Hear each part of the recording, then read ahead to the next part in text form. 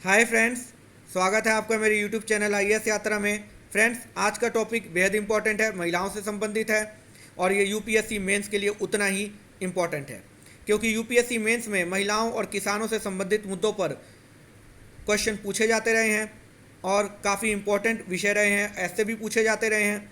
उनके अधिकार, उनके विकास और उनके सशक्तिकरण से संबंधित आज का टॉपिक है। फ्रेंड्स, यदि आप न्यूज़ चैनल फॉलो करते हैं तो आपने ये सुन ही लिया होगा कि महिलाओं के विवाह की न्यूनतम आयु सीमा पर पुनर्विचार करने के लिए एक समिति का गठन किया गया है। फ्रेंड्स, आज हम इसी टॉपिक पर चर्चा करने जा रहे हैं और विस्तृत चर्चा करेंगे। और मैं ये आपको बता दूं कि ये टॉपिक यूपीएससी मेंस के जीएस पेपर 1 से संबंधित है और उसके यूनिट महिलाओं से संबंधित विषय और भारतीय समाज की मुख्य विशेषताओं से जुड़ा है।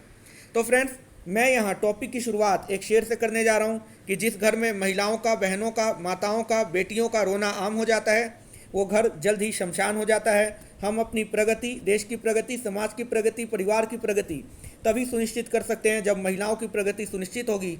हम 21वीं सदी में तो जी रहे हैं, लेकिन आधुनिक सदी में नहीं जी रहे हैं। यदि हम आधुनिक सदी में जीना चाहते हैं तो महिलाओं को बराबरी का दर्जा देना होगा।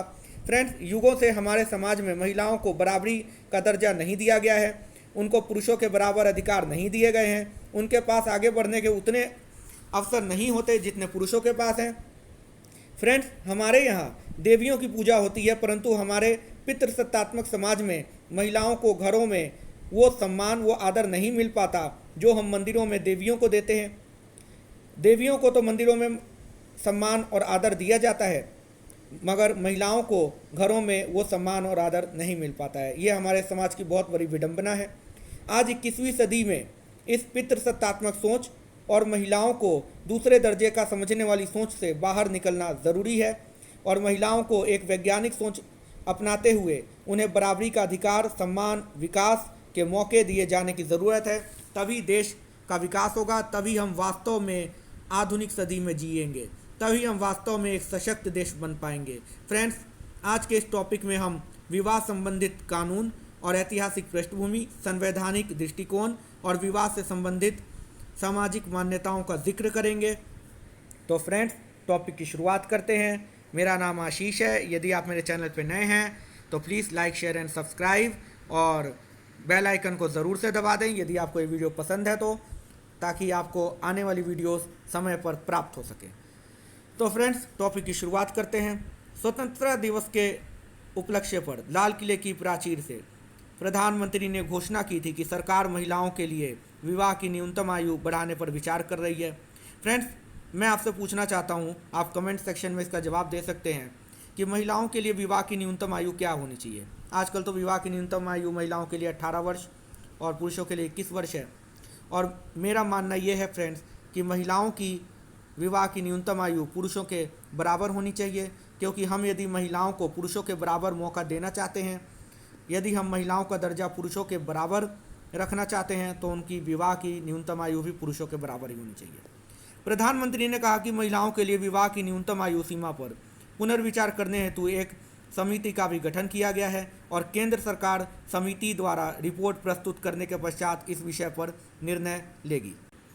भारत में विवाह की न्यूनतम आयु, खासकर महिलाओं के लिए विवाह की न्यूनतम आयु सदैव एक विवादास्पद विषय रहा है और जब भी हम इस प्रकार के नियमों में परिवर्तन की बात की गई है और यह हमारे द्वारा की जाती है तो सामाजिक और धार्मिक रूढ़िवादियों का कड़ा प्रतिरोध देखने को मिला है। यह समिति महिलाओं के लिए विवाह के योग्य न्यूनतम आयु की समीक्षा करने के साथ ही मातृत्व स्वास्थ्य पर इसके निहितार्थों का अध्ययन करेगा तथा अपनी सिफारिशें सरकार को प्रस्तुत करेगा। बजट भाषण के दौरान वित्त मंत्री ने सार्वजनिक सार्वभौमिक विवाह योग्य आयु के विषय पर चर्चा करते हुए कहा कि वर्ष 1978 में पूर्ववर्ती शारदा अधिनियम द्वारा निर्धारित विवाह योग्य आयु को 14 वर्ष से बढ़ाकर 18 वर्ष कर दिया गया था। जून 2020 को केंद्रीय महिला एवं बाल विकास मंत्रालय ने मातृत्व की आयु, मातृ मृत्यु दर, महिलाओं के पोषण स्तर में सुधार से संबंधित मुद्दों की जांच करने के लिए एक टास्क फोर्स का गठन किया था। सामाजिक कार्यकर्ता और समता पार्टी के पूर्व अध्यक्ष जया जेटली की अध्यक्षता में गठित इस टास्क फोर्स में नीति आयोग के सदस्य और कई सचिव स्तर के अधिकारी शामिल हैं। फ्रेंड्स, ये अलग अलग देशों का डेटा है जहां विवाह की गर्ल्स के लिए और बॉयज़ के लिए न्यूनतम आयु क्या है, इसको आप पॉज करके पढ़ सकते हैं। फ्रेंड्स, ऐतिहासिक पृष्ठभूमि क्या रही है? नेटिव मैरिज एक्ट विवाह सुधार की दिशा में प्रथम प्रयास बाल विवाह के तीव्र विरोध के रूप में प्रारंभ हुआ। समाज सुधारकों के दबाव में बाल विवाह पर प्रतिबंध लगाने के लिए वर्ष 1872 में नेटिव मैरिज एक्ट पारित किया गया। इस एक्ट में 14 वर्ष से कम आयु की कन्याओं का विवाह वर्जित कर दिया गया। सम्मति आयु अधिनियम age consent act 1891 native marriage act विवाह सुधार की दिशा में बहुत प्रभावी नहीं हो सका, अतः एक पारसी समाज सुधारक V.M. मालाबारी के प्रयत्नों के परिणाम स्वरूप वर्ष 1891 में सम्मति आयु अधिनियम एज कंसेंट एक्ट पारित किया गया। इस अधिनियम में 12 वर्ष से कम आयु की कन्याओं के विवाह पर रोक लगा दी गई। शारदा अधिनियम समाज सुधारक हरविलास शारदा के अथक प्रयासों से वर्ष 1930 में शारदा अधिनियम पारित किया गया। मेरा मानना है फ्रेंड्स, इस अधिनियम के विषय में आप डिटेल ज़रूर पढ़ लें। इस अधिनियम द्वारा 18 वर्ष से कम आयु की बालक तथा 14 वर्ष से कम आयु की बालिका के विवाह को अवैध घोषित कर दिया गया।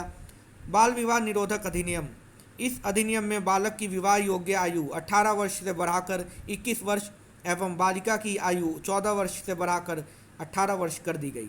अधिनियम में बाल विवाह करने वालों के विरुद्ध दंड का भी प्रावधान किया गया। क्या है संवैधानिक दृष्टिकोण?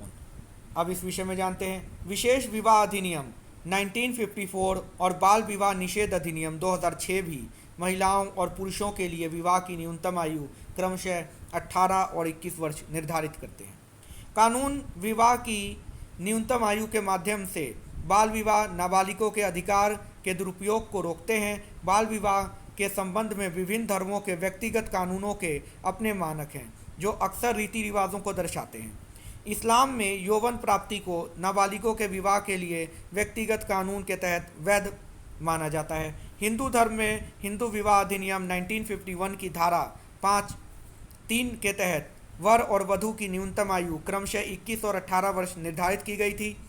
इस अधिनियम के अनुसार बाल विवाह गैर कानूनी नहीं था, लेकिन विवाह में ये नोट करने वाला फैक्ट है फ्रेंड्स कि बाल विवाह जो है गैर कानूनी नहीं था, लेकिन विवाह में नाबालिग के अनुरोध पर इस विवाह को शून्य घोषित किया जा सकता था। विवाह योग्य आयु से संबंधित चुनौतियां। पुरुषों और महिलाओं के लिए विवाह की अलग अलग आयु का प्रावधान कानूनी विमर्श का विषय बनता जा रहा है।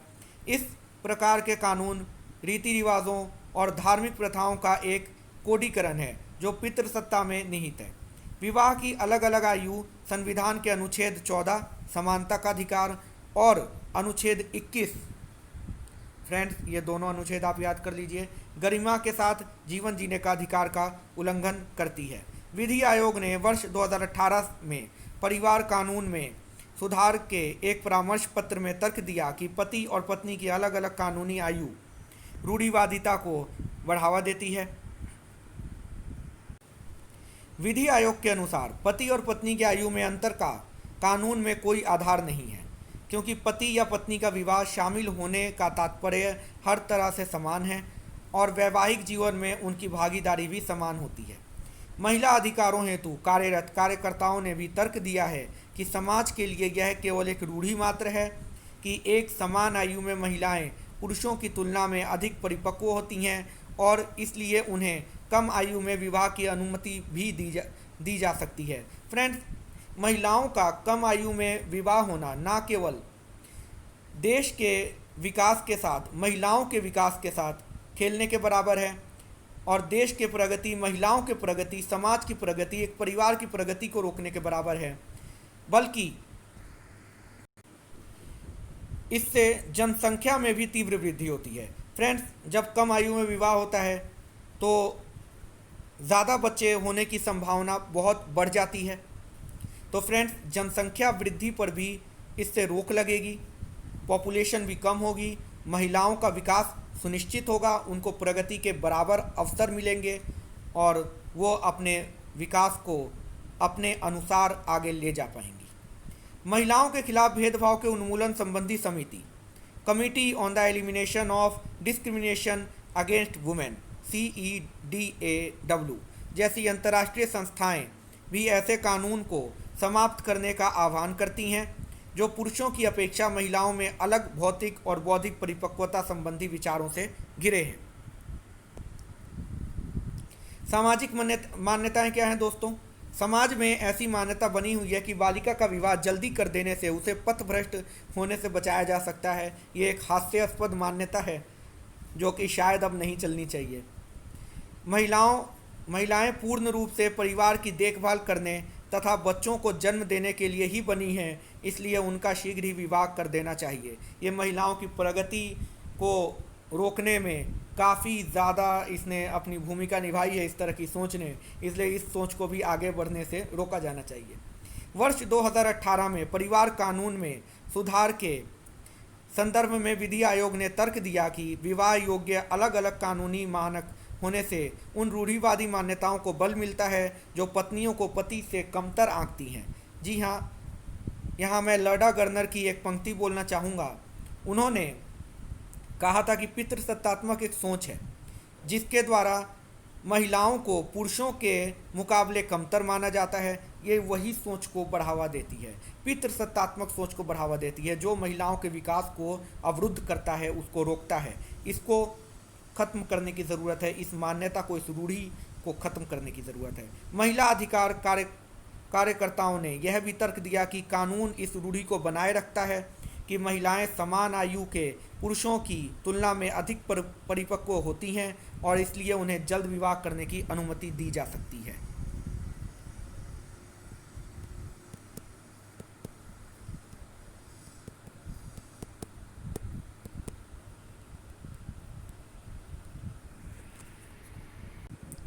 सॉरी फ्रेंड्स, थोड़ा व्यवधान आ गया था।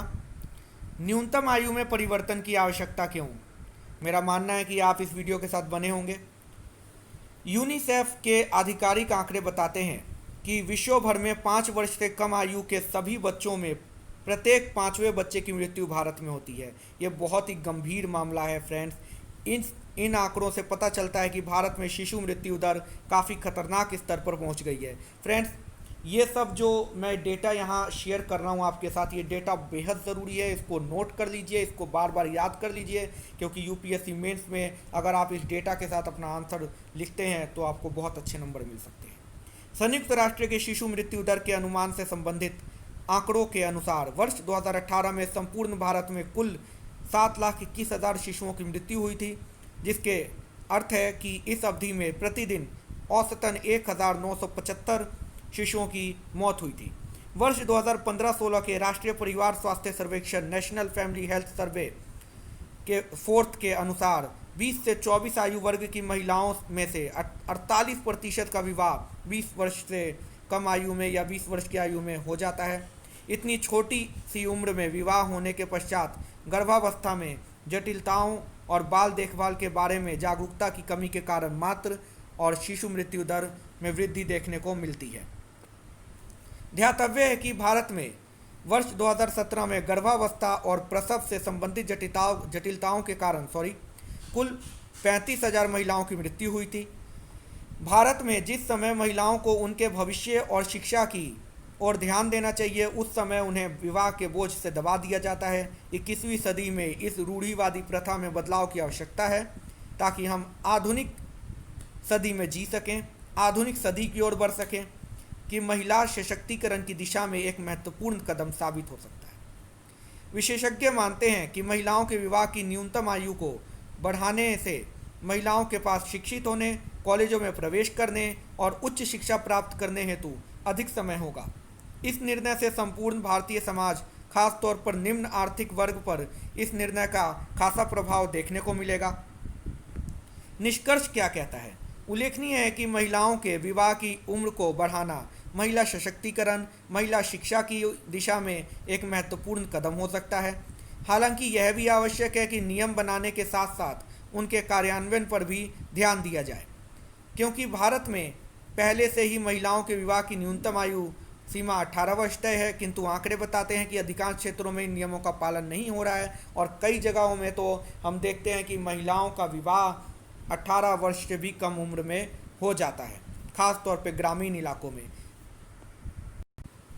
फ्रेंड्स, महिलाएं प्रगति नहीं कर पाती, उसका केवल और केवल एक कारण उनकी जो विवाह संबंधी जो न्यूनतम आयु है वो कम होना ही नहीं है। वो तो है, ये बहुत बड़ा कारण है, इसमें चेंज होना चाहिए, बिल्कुल ठीक बात है। लेकिन आपको एक्स्ट्रा इन्फॉर्मेशन के लिए मैं बता दूं कि केवल एकमात्र कारण यही नहीं है, इसमें सुधार होगा, इसमें कोई दो राय नहीं है। महिलाओं को प्रगति के बराबर अवसर मिलेंगे, उनको अच्छे अवसर मिल सकते हैं, परंतु कुछ और कारण भी हैं जो महिलाओं के विकास को अवरुद्ध करते हैं। उनमें से कारण है एक कि महिलाओं को, लड़कियों को वो इंफ्रास्ट्रक्चर, जो शिक्षा का इंफ्रास्ट्रक्चर है वो ना मिलना। क्योंकि आपने देखा होगा ग्रामीण इलाकों में जो माँ बाप हैं वो दूर नहीं भेजते हैं लड़कियों को पढ़ने के लिए, प्राथमिक शिक्षा के बाद घर बैठा देते हैं, क्योंकि उच्च शिक्षा की जो व्यवस्था है वो गांव में आसपास नहीं होती है, वो दूर होती है, इंफ्रास्ट्रक्चर उपलब्ध नहीं है। ये एक सबसे बड़ा एक जो माइनस पॉइंट है, नकारात्मक पॉइंट है, जो कि महिलाओं के विकास को अवरुद्ध करता है, उसको भी उस ओर ध्यान देने की ज़रूरत है। दूसरा है गरीबी। जी हाँ फ्रेंड्स, गरीबी के कारण भी माँ बाप जल्द से जल्द अपनी जो बेटियां हैं उनका विवाह कर देना चाहते हैं। ऐसा नहीं है कि सिर्फ गरीबी के कारण ही, गरीबी के अलावा जो अमीर जो लोग हैं वो भी अपनी बेटियों का विवाह कम से कम आयु में कर देते हैं, और वो उचित वर मिलने पर डिपेंड करता है। अगर उचित वर 16-17 साल की उम्र में ही मिल गया तो माँ बाप अपना जो है महिलाओं की जो विवाह जो है वो महिलाओं का जो विवाह है वो कराना उचित समझते हैं, क्योंकि वो हमारे समाज में माँ बाप महिलाओं को, लड़कियों को बोझ समझते हैं। ये सोच भी बदलने की ज़रूरत है, क्योंकि जो लड़कियां हैं उसको हमारे समाज में पराया धन माना जाता है। और वो क्यों, इसका मुझे एग्जैक्ट जो है अर्थ अभी भी समझ में नहीं आया है, लेकिन ये सोच बदलने की ज़रूरत है। ये एक तकियानुसी बात है, ये एक पुरानी रूढ़ी है जिसको बदलने की ज़रूरत है। बेटियां कोई पराया धन नहीं होती। यदि बेटियों को आप बेटों के बराबर ही मानेंगे तो वो आपको उतनी ही इज्जत देंगी जितने बेटे देते हैं, या शायद उससे ज़्यादा। तो friends, thank you for watching, और आज के टॉपिक में इतना ही। फ्रेंड्स, आप कमेंट सेक्शन में अपने विचार ज़रूर लिखिएगा कि महिलाओं की विवाह की न्यूनतम आयु कितनी होनी चाहिए। तो friends, thank you for watching, thank you.